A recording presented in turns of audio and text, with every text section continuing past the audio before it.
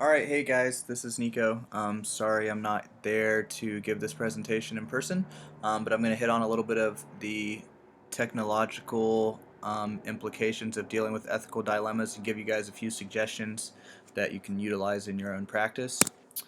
So let's get started.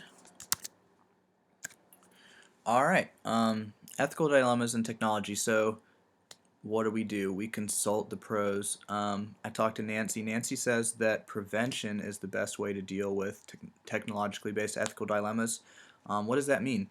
That means that we want to have good habits from the very beginning. We don't want to get into bad habits and then have to retrace our steps because we found ourselves somewhere that we didn't want to be in the first place. So I'm going to give you a few preventative ways that you can avoid ethical dilemmas in the first place. Bad news. Most of what I'm going to say we've already talked about. Good news. I'm the last presenter of the last group on the second to last day of class. So that's awesome. Alright, APA lists. From their top 10 list, I chose the top 3 most common ethical issues. Number 1, dual relationships. We all know what dual relationships are.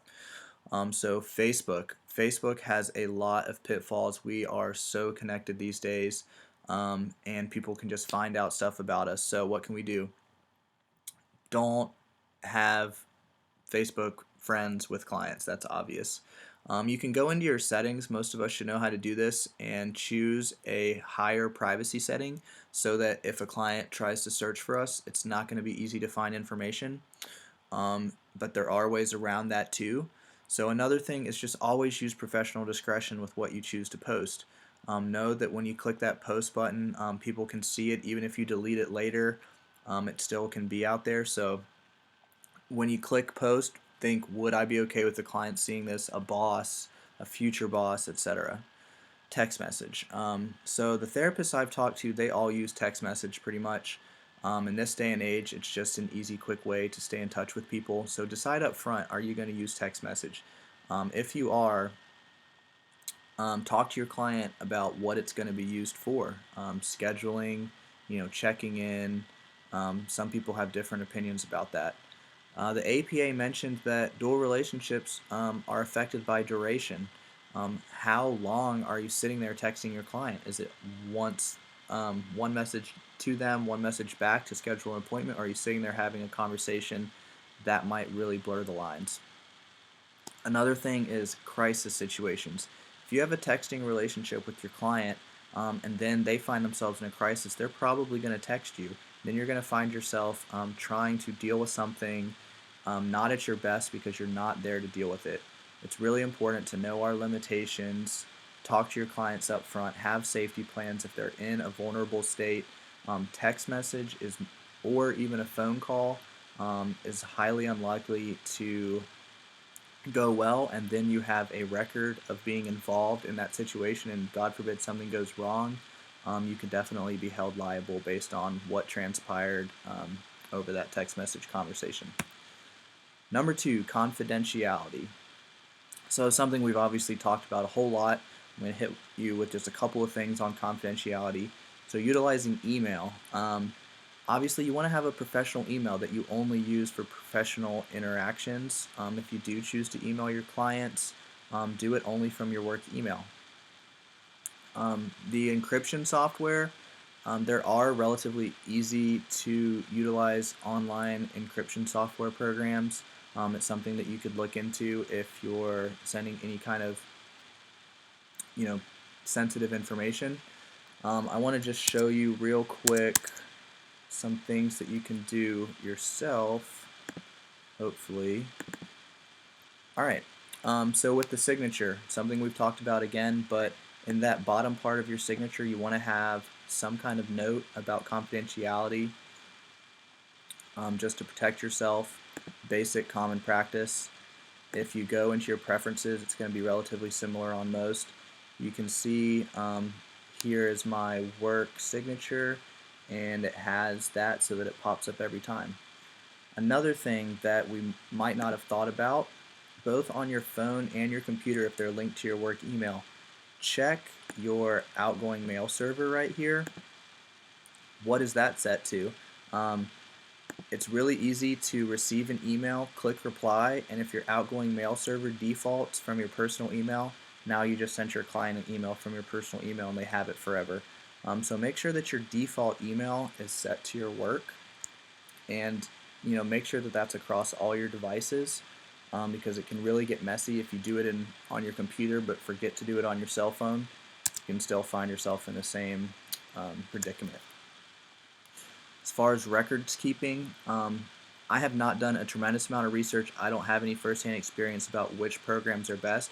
However, there are a bunch of programs out there with great reviews from therapists. One example being My Client Plus.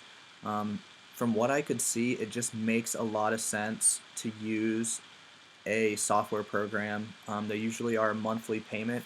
Whatever you're paying to keep your records safe, they're going to be firewalled. They're going to be far more protected than anything that we could afford on our own. And a lot of times they're going to have some built-in kind of liability agreements with that provider, so that you're just going to be covered. That's a lot of money that could be saved on the back end by just making an investment on the front end. Finally, autonomy. APA's third most common ethical issue. Just as it relates to technology, a few things I could think of were billing.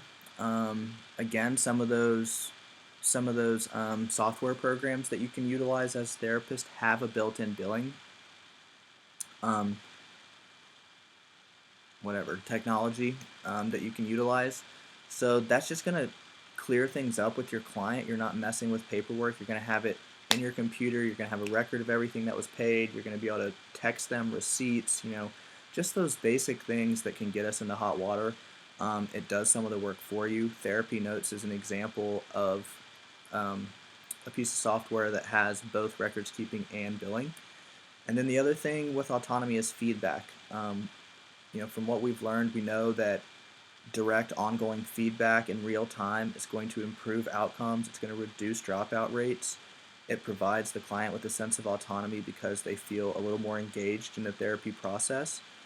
So one app for that is called My Outcomes, where the client can send you feedback as soon as they finish their session or before, and they can check in about how they're doing. It's just something, again, that's going to improve the therapeutic experience for that client. And again, it's going to cover you because you're going to be more prepared and you're going to know more about what's going on. So one more person that I talked to, Dr. Tina Alston, a Peabody grad from a long time ago. In hindsight, probably should have asked somebody a little bit younger about technology. However, she did have some good insight in how she deals with ethical dilemmas. She really emphasized not using her phone to try to help clients with crisis, knowing your limitations as a therapist, not feeling like you can save somebody, especially when you're not in front of them. So she's really careful not to utilize her phone for things like that. And then the other thing she mentioned that's a little bit technology related is she calls her liability insurance company. You're already paying for it. She said you can usually get somebody on the phone that can talk out a situation with you and just give you the law of like, here's probably the best thing you can do, and they can just give it to you cut and dried. So that was something that I thought was a great idea that we can utilize. That about wraps up my thoughts on dealing with ethical dilemmas as it relates to technology. If you haven't gotten anything out of what I just said, I will leave you with this cat meme. I hope that the rest of class goes well, and I'll see you guys pretty soon. All right.